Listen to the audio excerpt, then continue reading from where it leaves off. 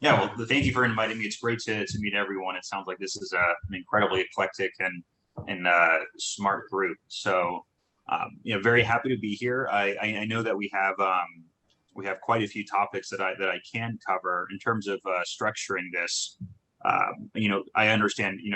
I can go into my background and really focus on what led me to create Biomarker and where we're at today, or I can dive directly into Biomarker and talk all about the arena of digital health. Is there a preference at all in terms of how I go about discussing this?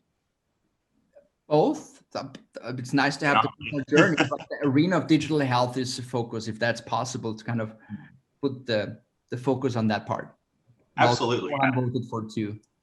Yeah. So a little bit about my backstory. I was born in Southern California, first generation U.S. My family's originally from Chile, and I grew up speaking Spanish and was actually, I had dyslexia. So English and those fields were really not my area of specialty or joy in any way. And my father, who was a professor of medicine and a practicing physician and medical device investor, he was a STEM guy.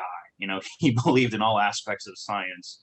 And I had a mother who was an actress on Spanish telenovelas. So I grew up with two very polar opposite parents that pretty much covered all aspects of, I'd say, academics and emotional intelligence. So growing up in Southern California, learning to speak English, learning to read English and read, just read in general, I really gravitated more towards specialties or areas that were visual. So my father being a medical practitioner, I really focused on biology because you'd be able to see the mechanics of the human body with just English for me. So I spent a lot of my time studying science with my father. He was a private tutor for me. And when I was going into high school, I had already been conducting quite a bit of research. And, at that time, this was when energy drinks were just coming out. You saw Red Bull and Rockstar, and I used to think, this makes no sense to have a teenager taking energy drinks. Their brains are still developing. And I wonder what happens to the teenage body when they take caffeine for the first time. So I was fortunate enough to run my first study at the age of 15, where we pulled in some physicians, and over the course of 3 months, I used myself as a guinea pig, along with some classmates, taking energy drinks and really trying to monitor the impact that these drinks had on both EEG and QEEG, and looking at EKG. So we wanted to understand how it impacted the brain, the heart, the mind, and the results of that study and from our school district. A lot of students were very unhappy with me, let's say that. But this was the first discovery, because the conclusion was that it changes the baseline of a healthy individual, and it results an addiction in the world. Actually, it's not bad, it comes with benefits, but this was my first stint into biohack. Exogenous inputs would impact my system, using myself as a biohacker. So I then went into college. I went to Duke University, where I studied neurochemistry and also theater. I spent a time in London at the Shakespeare Academy, so that was a bit of a homage to my mother. And in my time there, I was really just shocked at the impact that study drugs had on the academic environment. It was astonishing to me that such intelligent, smart, skilled students would take compounds that they really didn't understand the long-term effects. And it was really a means to an end. So it was sacrificing the system. And this was at the time where nootropics, compounds, supplements, nutraceuticals designed to enhance cognitive function, were really starting to come into the fray. So I began to observe over college how there were a bifurcation of compounds, where you have some that would actually enhance and improve the system. They were healthy for you. They were good at assisting you in completing cognitive tasks. But then you had a set of compounds that were more stimulants, the amphetamines, that actually have a detrimental or deleterious effect on the brain. And in body, however, they do help treat specific disease. And there was an abuse that I was able to observe there. So this was a very interesting time for me. I had graduated my undergraduate career. I was going to go down the MD PhD route, getting a double major at Duke. And I saw my whole life flash before my eyes. I had seen it with my father, and I said, you know, I had a friend start a company and sell a company over to my time in college. And it was very inspirational. And I thought to myself, well, why don't I try my hand out in startups for 1 year? And if I hate it, I will go back into medicine and research and enjoy my time. And I found a company with a former Duke Business School alum called TrueBrain. And this was a company that dealt with cognitive enhancing compounds. So I went to go work as employee number 2 there, where we had formulated some compounds. And this was my first stint into the business world. I really only ever expected to work in clinical research and nonprofits. And it was an eye-opening experience. You know, I would be able to go in and explain the entire process of building a PCR machine and what the process is for running the study, but I didn't know what a CRM was. And I had to take essentially a flash course in startups. In my time there, we started to try to find a way to prove that the product that we were creating actually worked. And if you're unfamiliar with supplements and nutrition in general, in the United States, over 77% of Americans take supplements. It's an industry where it's very difficult to even prove that they work. A large portion of this industry is snake oil. And this was shocking to me. I really learned the power of branding and marketing in the business world.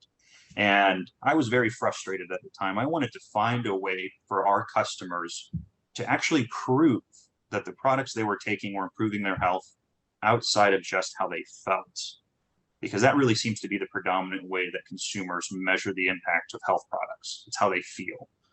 And you know, this was at the time where Fitbit had just came out with its device. Apple Watch was just getting ready to release its new tracker, and consumers were starting to adopt a lot of these digital health sources. And we had been, during that process, conducting a clinical trial with Dan Ariely over at Duke, trying to understand how our compound actually impacted Wall Street traders.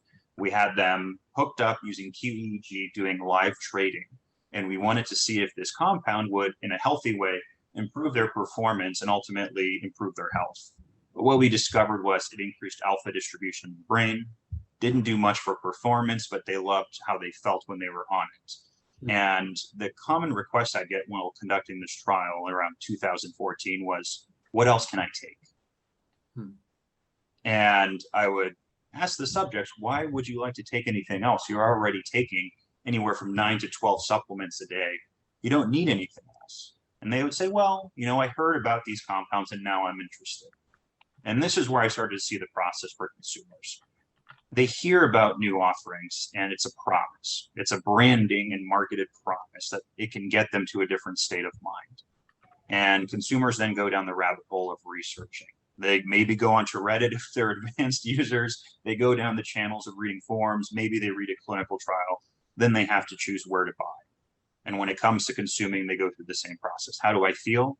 If they don't feel different, they keep experimenting. And this is where I started to connect the dots. We have healthy consumers that were engaged and participatory, willing to spend exorbitant amounts of money to try products to improve their performance. And they were adopting all of these trackers, these digital device sources that were producing plenty of information, but that data was silent. And they would then say, well, can we send you a CSV file of all of our information so you can interpret it? And we would tell the consumers, you know, we are not physicians. We cannot treat or diagnose. Go to your doctor. And they would go to their physician. The physicians would say, these compounds we don't recommend. We don't know them. They're not recommended in the clinical world to diagnose or treat. You should not take them. So then there was a bifurcation of health and wellness and medical or clinical care. And what we started to see was that consumers were still adopting both. And so my thesis was quite simple. I wanted to prove what works and what doesn't. And that's really been my passion and mission since day one when I bring up that story from high school to where I was at TrueBrain. I wanted to find a way to give consumers the ability to collect their own health data so that when they measure how something is impacting their own health, not only do they feel it, but they have the hard statistics to prove whether it does or doesn't effectively impact their system. And so I left TrueBrain to found Biomarker Labs. And we started off simply with a clear business model. We want to build a platform that allows users to create a golden record. And we will create an integration and API into every data source imaginable as it comes to market. If it's a cloud-based API, we will connect with it so that a consumer can aggregate and standardize all of their data from disparate data sources into a singular system. And they'd be able to use this and create what we call a digital phenotype. And consumers would be able to effectively create a baseline digital phenotype that they would weigh against any product that they consume. And the idea here was that the more data a user connects, the more behavioral data, the more wearable data, the more lab data that is siloed into a singular system, the better we can understand the impact that different interventions have on a subject. Now, this was great in theory. It's great in a research perspective, but in launching it in a consumer model, there were some significant challenges. And so in this incubator that we were a part of, it was backed by Qualcomm. They gave us a really eye-opening experience into all the mechanics of how digital health is currently working in the clinical space. And from there, we decided to raise venture capital. We felt that we needed to build a very strong engineering team to build the system that we wanted to build. And my thinking was this: coming from a clinical space, working in the consumer side of nutraceuticals, getting a patient to be compliant and to take their medication every day and to have a healthy diet is relatively difficult to do sometimes. But what I saw in the direct-to-consumer sector were healthy individuals spending considerable amount of time and energy and out-of-pocket finances to improve their health. So we said, well, we'll build a health system dedicated to healthy users and focus on a health prevention model as opposed to a care model. And from there, we were able to raise some funding from 500 startups and a few venture funds in San Francisco, building out this idea. And we then used this MVP of a golden record system to measure interventions to run our first pilot program with BASF, one of the largest nutritional manufacturers in the world. And from there, we were able to run our first pilot program. We had 10,000 customers on behalf of a brand connect their health data and then buy the products of an e-commerce company. And over that 3 months, we were able to get very unique insights. One of the first things we discovered was that by the process of just connecting your health data to then buy a product from a brand, we saw a 300% increase in purchasing behavior compared to consumers that just bought on a website. And so mind you, this was around 2015. That was incredibly informative. Just the promise of being able to quantify a purchase changed the way consumers buy. What we then discovered, though, was that very few of those users ultimately recorded how they felt. They didn't use a symptom journal. They maybe connected their health data, their Apple Watch once, but they did not come back. They just logged onto this app to keep buying product. And we had a subset of users, the biohackers, that were in love with this system. But biohackers in general substitute 1% or sub 1% of the total population, users that are engaged in participatory. The mass audience simply wanted to know, is it working for me? And if it's not, just tell me what else I should buy.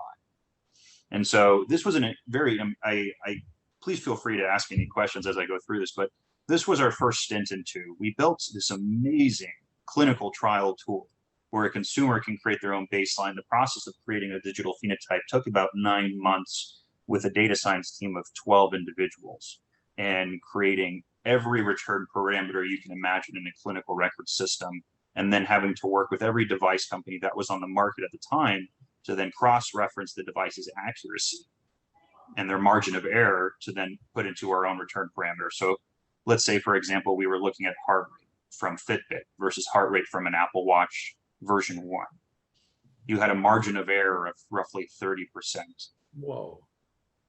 Enormous. And so when it comes to publishing maybe a study saying we've collected data from these devices and we saw the following changes in heart rate, well, you also have a margin of error of 30%. You also have a very significant potential for user error. Most consumers don't wear the device even in the right area, 2 fingers above the wrist. They wear it like a normal watch below. So we started to discover there are problems in remote monitoring that have in many ways been addressed today, but they were not addressed in 2015.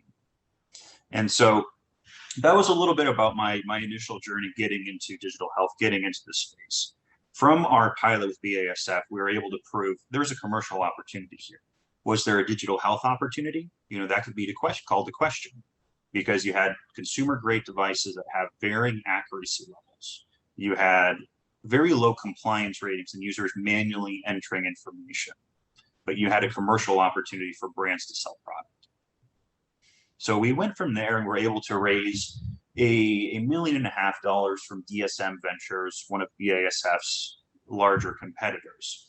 And from there, we decided we're seeing this problem repeat itself. From my time when I was at TrueBrain and its competitors in the market to my time working with BASF, many nutrition companies and personalization companies were trying to build software from the ground up. And we believe, you know, they're reinventing the wheel. They're introducing the same features that exist in a clinical system for remote patient monitoring. Essentially, they're putting a great veneer on the top. But what we've also discovered is that even though they can put a good veneer on this, it's not going to guarantee compliance and success. And we believed that while digital health was going to reach a point where users would saturate the market with data, it still wasn't the right time. Now, we fast forward to where we've been in for the past 2 to 3 years. We're on the 6th version of the Apple Watch. You can see I have an Aura ring. We have a Whoop device. They just raised $100 million. Digital health 3 years ago was even looked at in venture capital as it's a space that might come and go. Now with the pandemic, we've seen a rise in digital health adoption like we've never anticipated. Most consumers, if they have a smartphone in their pocket, are producing health data every day. And the accuracy of these device sources has reached a degree that is comparable to clinical grade or 510K cleared FDA approved tracking monitors that were around in 2015. So now we have this very unique opportunity where your average consumer, by floating through TikTok or Instagram every day, is producing behavioral data simply through how they're using their phone, the screen time analysis of their phone, the wearable devices that they're wearing. We are seeing such broad information. And what at the same time we're seeing is companies are trying to leverage this data in very unique ways by focusing on a systems-like approach. Aura, as an example, launched as a general wellness wearable device ring. This company has now in many ways pivoted to being one of the best sleep trackers on the market. They collect activity data, they collect calories and exercise, but they focus on sleep. And so what we're doing now with Biomarker Labs, as I kind of just discussed through this market, we are trying to find ways to focus on connecting with data companies, the device integration partners, into a mobile application that allows brands to essentially upload their product offerings, partner with device companies, and then measure the impact that these products have using current devices on the market. So we really fit into this arena of collecting digital health partners with intervention brands. Now, interventions can be nutrition, supplement, pharmaceutical, cannabis, essentially anything that can impact the human system. And we're trying to find a way to marry the two together, because where we are at right now is that health and wellness and healthcare are beginning to, for the first time, crossover.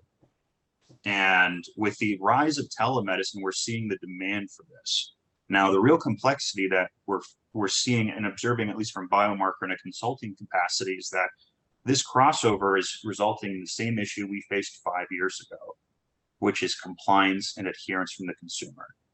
Getting someone to enter how they feel, enter their symptoms, actually tell you every day is a very difficult thing to do. But getting someone to wear a watch that's going to track all of their data without having to enter anything is actually very easy to do. So we're getting to this point now where manual data entry is becoming less and less important, and simply metadata of app usage and device data connected through sensors is producing a very, very unique insight on user health. And I can continue to go on here, but this is really where we see ourselves with Biomarker Labs. We're at this point, we're pitching the company as what Shopify did for e-commerce, we aim to really do for building personalized health platforms. Most brands coming to market now, whether they are in healthcare or in nutritional or food services, they are launching software as a means to continually engage their customer. And engagement for a brand results in sales. Engagement for a clinical group results in better care for a patient. But the means of engagement it's starting to change. And that's simply through the advances in technology, the advances in how much data we collect through passive use. And we've seen that one of the biggest roadblocks in digital health has been getting engaged in participatory users to record how they feel. And as we are able to bypass that process, we're going to be able to really change the way we conduct research in digital health. Garrett, would you see yourself rather an operating system or a marketplace? I would say we are both. With Biomarker, when we initially launched, when we were going through our journey, we wanted to launch a direct-to-consumer model, and that really ties into what I'd say was my mission with the company. I would love to end marketing claims. I would love to end the marketing industry in health and wellness. That's my primary goal. If a consumer, if all of us can just download an app that pulls all of our historical health data, and rather than reading Amazon reviews, what's best for me, we can actually tell you based on your health records, these are the 5 ingredients in the market that would react best for someone like you. Brands would love that, because what it's going to do for a brand, it's going to tell us, here are your cohort of customers in the world that are going to respond best to your products. And consumers would know which brands would be right for them. It's a matchmaking system on data alone. And that, in my vision, is really the best way to build a true health system, at least in health and wellness. Eliminate the BS marketing claims on buy our product. I understand the nature of conducting a business, but when you're selling it for health, you should not make a claim. You should only report outcomes. In the process of launching that marketplace, mind you, we built some phenomenal partnerships. We were taking this core engine that we have today, and we partnered with the US Olympic ski team and the Boston Celtics. And we had all of these teams that said, we want to know how all of these products are impacting the health of our players and our athletes. And Biomarker itself saw a wave of litigation. We had many medical device companies that said, we don't like what you're doing. We had many nutrition companies saying, we don't like what you're doing. What happens if someone knows our products don't work? And we had to pull from that. And so we ended up saying, well, if we can't build this marketplace right now, because of both where the market is, where the litigation itself, why don't we build the software to launch new health companies? Because most companies that we see today are building great products, but they then have to build a software solution to sell those products. They make no money off the software. They make money off selling products and data analysis, or essentially insights. So that's really where we see ourselves. We do see that brands can create a marketplace for their own product line with what we've built. But in terms of being a marketplace for the industry in general, like an Amazon, that is my primary goal. But I think that there's many moving parts to get there. And there's a lot of money to be lost in getting to that process because of the way the current system is set up and how products are sold.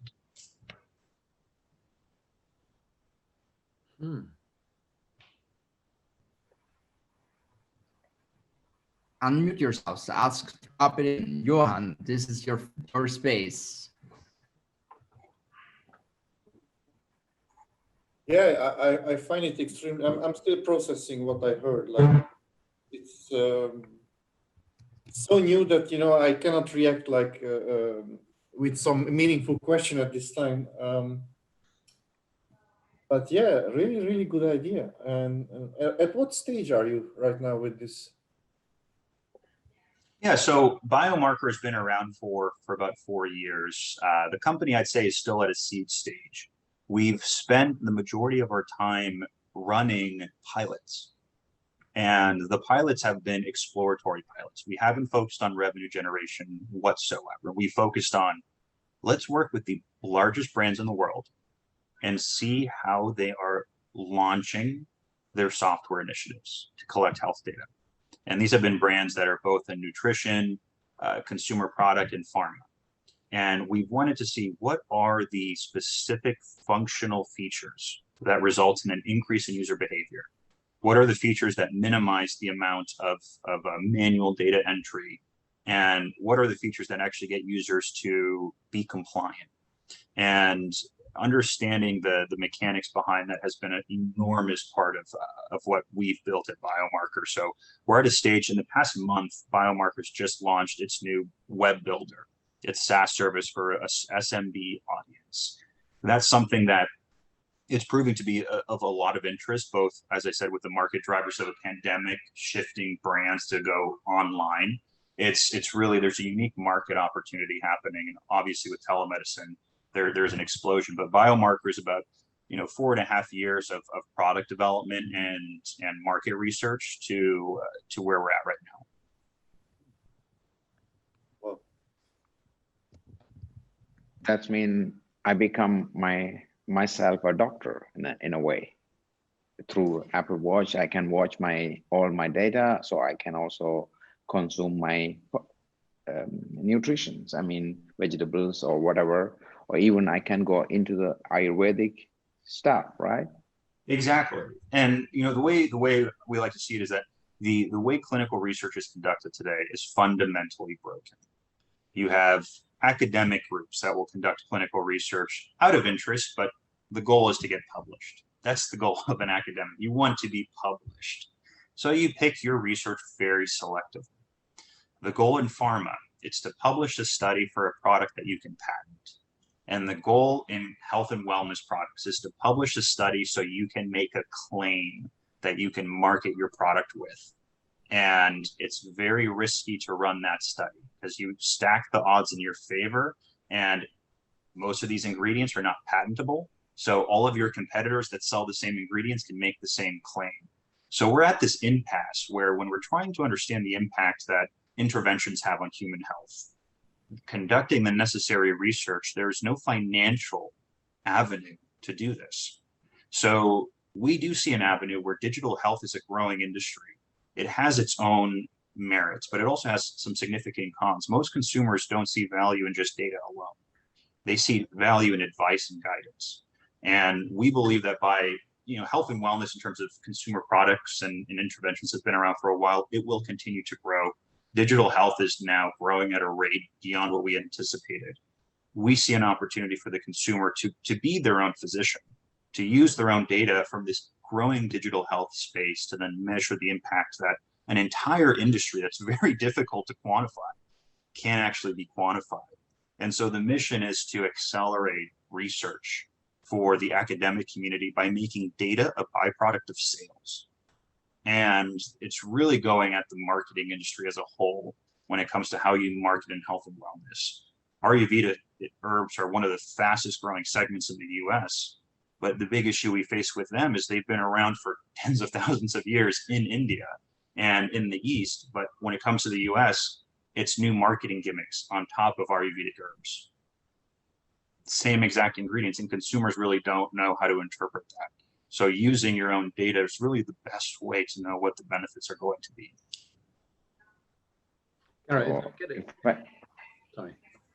if I get it right, you're forming the gateway to a community of informed people who are interested and focusing on their health and what they're putting into their bodies. Precisely. Which gives you an enormous scope for people trying to manipulate you or to swerve you one way or another. So the question, how are you going to maintain your independence, because it relies upon you being the independent arbiter, and yet being able to monetize sufficiently, but not so much that somebody says, right, okay, let's go after this market because it's hugely profitable. Yeah, and so it's really that has been the most difficult part of the journey in building this company. It's trying to find ways to remain independent.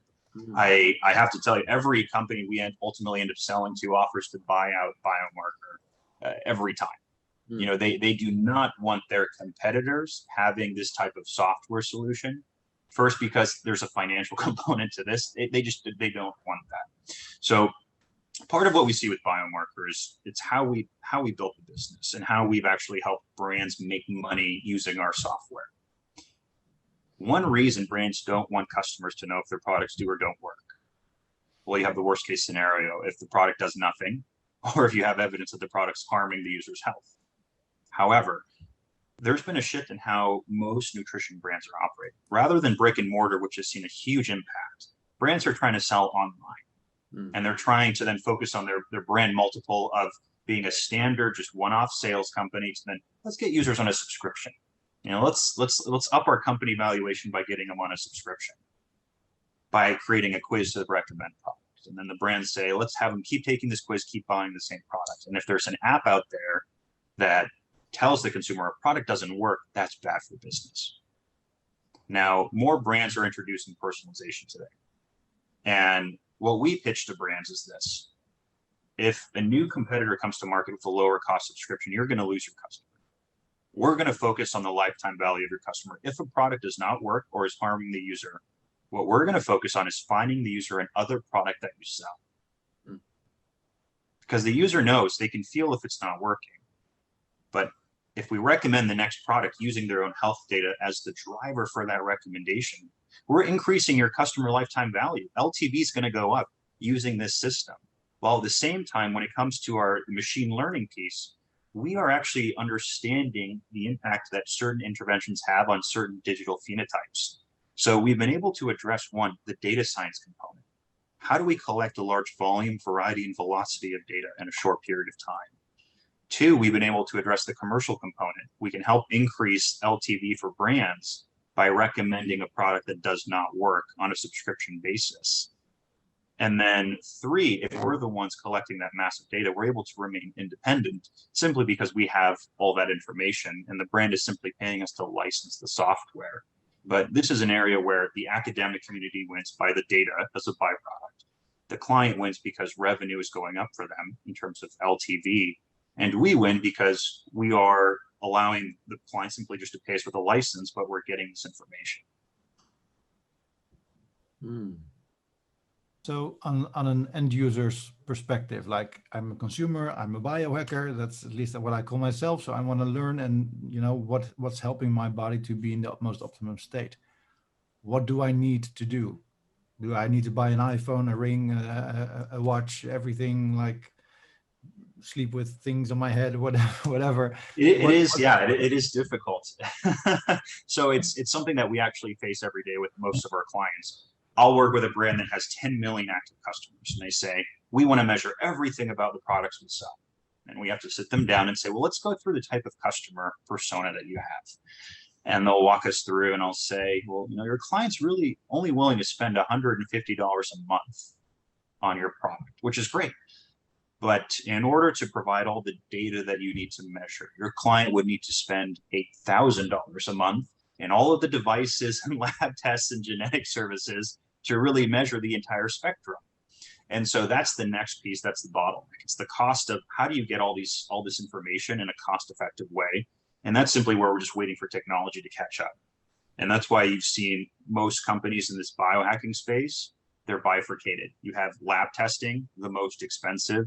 You have devices, which are mid-tier, and you have simple apps, which are the bottom tier. Combining all three, Biomarker integrates with everything. So you can just create a new API. But for the consumer's perspective, it's tough. And most brands are built across a specific type of data collection. And even for those brands, we're seeing a shift. So if you take Viome as an example, Viome's a well-known microbiome testing company. What's Viome begun to do when you look at the revenue model for doing gut data collection. Well, you have to send the kit. It costs over $300. Very few people actually send the kit back once they receive it because of the effort involved. You send the kit in, you have this huge spectrum of data, but now you need to do another kit 3 months later. And how are they going to make money now? So what they started to do is they're introducing their own supplement line to get you to keep buying.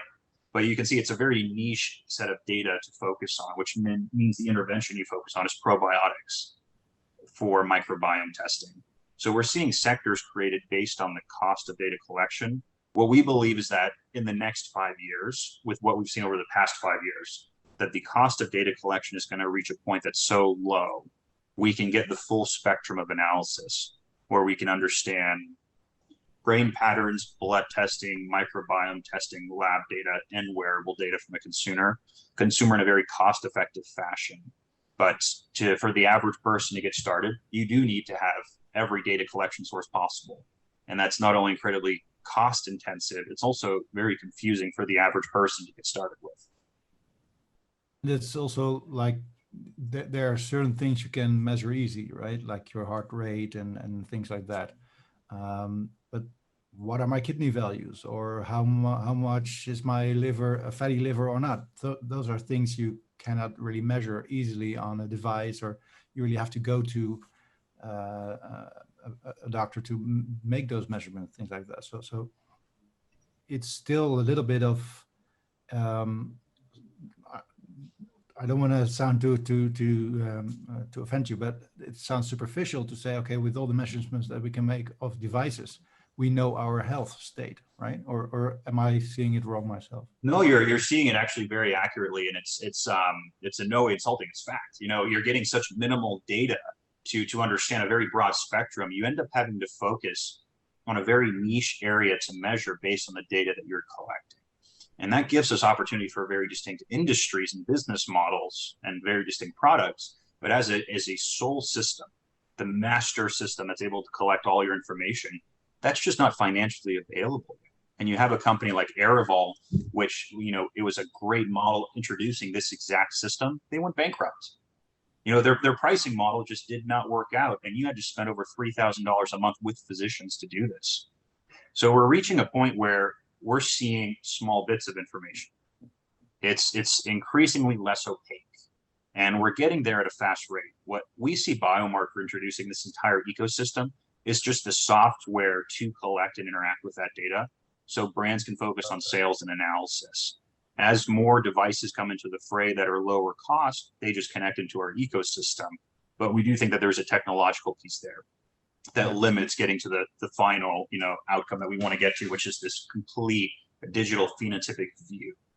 And there's cost prohibitions really to get that into, I'd say, a 2020 clarity. Yeah, I think that's indeed very important to get that together, like combined with all the knowledge data can give us. Mm-hmm. Which is amazing that you do this stuff. I mean, where do I sign, right? Here, take my money. Well, yeah, it's definitely an exciting piece, and you know, the niche areas of analysis are proving to be very financially viable. Like we said, you know, Oura Ring is a device that pivoted to just being a sleep tracker when it can measure so many different aspects. It's a branding pivot, and you know, when we look at one of the studies we conducted, we were measuring a sleep compound and its impact on users, and we did a 2-week trial. You know, 1 week of a baseline, 1 week of a control, 1,000 subjects, all using Fitbit devices to monitor their sleep. We could have focused on other components, but we just focused on sleep. And it's also, this comes from experience of how do you design a system where you get user engagement to be the highest? If you're looking at measuring every aspect of user health, you're guiding a user to improve their health in a very systematic way. Focusing on the spectrum at once is boiling the ocean. And so what's one of the first things we focus on when you're improving your health? Sleep. It's one of the master components of the best health possible. And people are happier if they sleep better. One of the next things we do after sleep is weight, but no one's happy losing weight. No one's happy dieting. And if you get someone to start off with improving their health by dieting, you're going to get a very unhealthy person 10 years from now because they just hate the process. So we started off with sleep, focusing just on sleep data from trackers that can measure a broad spectrum of information. And from that, we were able to discover unique insights. One of the things we discovered was that some of these compounds really do work. When we look at the devices that analyze sleep, REM sleep, deep sleep, compared to that user's baseline, we saw significant changes. Now, we also had the users record how they felt that they slept. And the best discovery we made was how to influence user behavior. In the cohort of users that felt behaviorally that the products that they were taking did not impact or improve their sleep, at the end of the 2-week trial, when we showed those consumers that their sleep data was actually better on the nights they took the compounds, those users then changed their opinion on that product and began to subscribe to that brand. And they now personally felt that the product was impacting their health. So that's something that, it's a slow process, but there's a lot of dynamics in play on data collection, the cost of the technology to actually collect that information, and how do you drive it in an industry now so we can advance faster. And a systems-based approach is the best strategy so far. And then about the interpretation of the data itself. I mean, there's a lot of things you can, interpret it wrongly based on just plain data. How do you guys cope with that? Well, and that's really where we see Biomarker helping support the industry in general, because you will have many brands that stack the cards in their favor, and they will manipulate data. They will exclude user groups that aren't supportive of the outcome that they would like. That's a very difficult process to conduct. And that really ties into one of the biggest issues. It's user engagement. In order to measure truly and get a statistically significant p-value, if an intervention is impacting someone's health, this should be the only thing I'm taking. There's too much noise. There's too much signal to measure the signal going on to really confidently say this is the compound that's impacting us. So that's where we have to focus on a large volume of data. The larger the data set, the better we can pinpoint what the impact is of said intervention. But the analysis piece, it's growing to be increasingly easier to do simply because of how APIs are built today. Consolidating that, we focus mostly on retrospective analysis to understand the trends. Once we do, we can then implement interventional recommendations for the user. But this is the data science piece to this process. We have a cold start problem in nutrition. So step one, it's create a system where data is a byproduct of use. Health data is a byproduct of actual sales. And if we can get someone to connect a sleep tracker to buy a sleep product and do that on a 12-month basis, well, we have 12 months of sleep data now to analyze, so we can optimize on how our approach. Hopefully that answers your question. Garrett, Yeah. I'm trying to piece this together. Part of this is, I'm guessing there is data around which people don't know has a significance in respect of the data fields which you're collecting in terms of trying to get the big picture. Exactly. I suppose in some respect it's like linking the two together. So what is it? Alzheimer's can be spotted through retina analysis of people, gives you a clue. And so I'm guessing every time somebody picks up a phone and uses FaceTime, there's the opportunity of mapping some of that, although I'm guessing some people don't realize that bit of data is being captured or what to do with it. Mm-hmm. In the same way as if you're stumbling when you're talking to Alexa or talking to Siri, or if you're applying the brakes a number of times when you're driving your Tesla, or whatever, gives you some, exactly. Yes. some telltales. So how on earth are you approaching or finding, shit, this is a really good piece, because this is one of the jigsaw pieces to get the picture into whether your reflexes are getting better or not in mm-hmm. terms of the way in which you're doing keystrokes against something. I mean, I don't know. Yeah, no, well, this is exactly it. This is really the research and analysis piece. So when we look at the fields of, what we like to just call data collection, that can be lab data, it can be integrated API data, it could just be application metadata, exactly like what you're talking about, the tone of voice from the recorded Alexa voice recording. there's considerable research happening today for specific disease states, giving us insights into what is happening. But developing a business model that's simply, we're going to take research and collect data to then tell you insights about your health, that's a very expensive business to build. It's a very complex business to build, and you have to have a lot of financial justification behind it. Getting a consumer simply to say, we're going to try out the latest experimental research, it's going to be Big Brother, it's going to connect to everything I've ever used, and then tells me that it's going to use it to improve my health. It's hard to get consumers to adopt that. But if we tell the consumer, hey, we're going to connect into a few select data sources that you use day to day, and these data sources are going to be used to measure this product that you are buying. Well, now the consumer has a reason, and they're going to buy the product regardless, but they would love to know if that product's a good purchase or not. It's informative and fun for them. So it's you're pretty much doing pieces of the pie, but you can't sell the whole pie yet. And I think that's the goal for most biohackers. We would love to have that, but when it comes to building a business model, it's just not. We haven't seen a successful case of that happening so far. And the cases that have attempted to do this whole piece of the pie model, we're going to collect with Alexa. We're going to monitor pupil dilation and vocal inflection from video conferences and do everything possible. We haven't found a case where the businesses have actually succeeded. They've gone bankrupt simply due to the costs involved. Unless the consumer asks you. Exactly.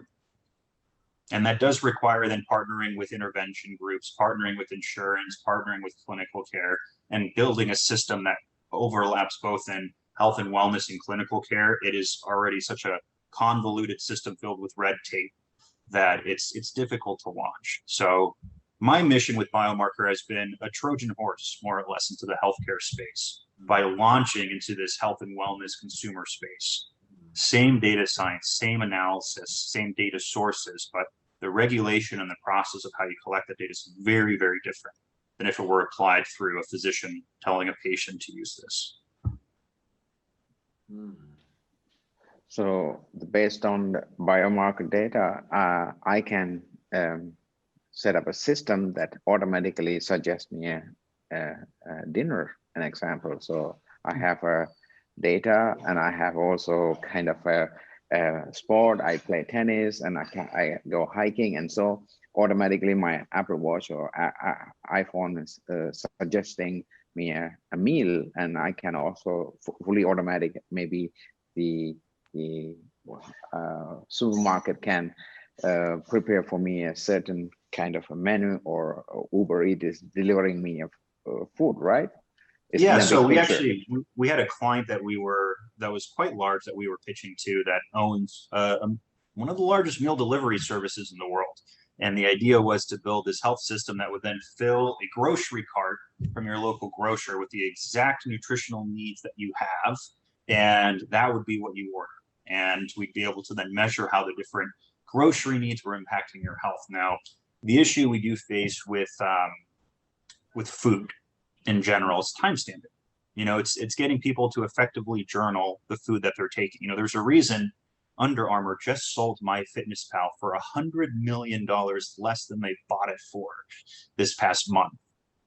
Getting people to journal is hard. It's difficult. It's fun for 2 weeks, but life gets busy. We don't want to open up our phone and have to enter something. So there are some advances. There's a great team out of Stanford that we worked with doing optical character recognition primarily, and they're specializing in understanding the volume of food through your camera, so it can actually guess the caloric and macronutrients to minimize the amount of manual data work. But we're still at a point where 85% of our data is automatically captured just by doing nothing. But that remaining percent, that nutritional component, does require manual work, and you see a significant drop off. So for a business to adopt this, the drop off means no sales. They can't justify that. Yeah, but they have to change. They shouldn't be a Kodak. I mean, they transform themselves, right? I mean, exactly. Kodak was so they have to change the new business model. And so what we've seen now is a hybridized model, which is a forward approach. There are companies introducing coaching, and there's an actual nutritional coach that is guiding the consumer in collecting data and journaling. and they're guiding the consumer to the right process. Users are excited about this, but those businesses as a whole are not scalable businesses, and they're very expensive to operate. And so when we look at, how do you get funding to build something that can create lasting change, you need a venture fundable business. And that's really where pure software does come into play. And if it does have really heavily manual components to it, you are looking more at a lifestyle business. And there's nothing wrong with that. There's steps in the right direction. But having a very significant change in a short period of time is just not possible with them. You mentioned before you were working with Apple Watch. I mean, today Apple become a lifestyle company. They are going to offer yoga courses and everything in one package, right? Exactly. So, and Apple's getting closer and closer to solving this. It's one of the leaders in the space getting closer to solve this issue. And what Apple will ultimately be looking for is companies that are leveraging their data, their analysis, companies that can find new ways to use healthcare or new ways to use their fitness programs. That's really what's going to change the market in terms of data collection. But when it comes to measuring interventions, we really see, there has to be a player that's agnostic. It does not matter what the data collection company is. It does not matter what the intervention is. We are going to interpret that data against the intervention in a very standardized way. So when it comes to measuring that outcome, it's there. You can't buy us. You have no interest. There's no horse in the race in either scenario. And we really see that's the only way to create lasting change in the space. You talk to Huami? I think the world market leader. Oh, pardon me? Huami, do you talk to them? Do they have interest in interacting? Huami. In who? Huami. They're the producers of the Mi Band. Oh no, we haven't actually. I have not heard of them. Huami, they have their own brand, but for Xiaomi they produce the Mi Band. So Xiaomi is the brand, the Apple in China. Oh yes. Yes, and Huami is actually the producer, but they also have their own Amaze Band, Amaze Fit, something like that is the name of it. Mm-hmm. It's an interesting space. We've also seen that there's an international component as well. Many of the firms we've spoken to in China would like to invest in Biomarker as long as Biomarker is solely dedicated to launching in China and cease U.S. operations. It's an interesting space. We have a very clear mission and vision behind the company, and the business dynamics are always an interesting process to learn more about. When interacting with healthcare, nutrition, venture funding, international groups, it's there's a lot at play that fundamentally contradicts what the mission's going to be, because these companies want to make money. There's nothing wrong with that, but we want to find a way to change the way it's being conducted now. And we do see ourselves in the next 2 years launching in China and the EU, focusing on growth with new data partners. Garrett, I'm marshal of time. Thank Yes. you for the journey 5 years ahead of technology. Amazing. Excellent. Well, thank you very much, everyone.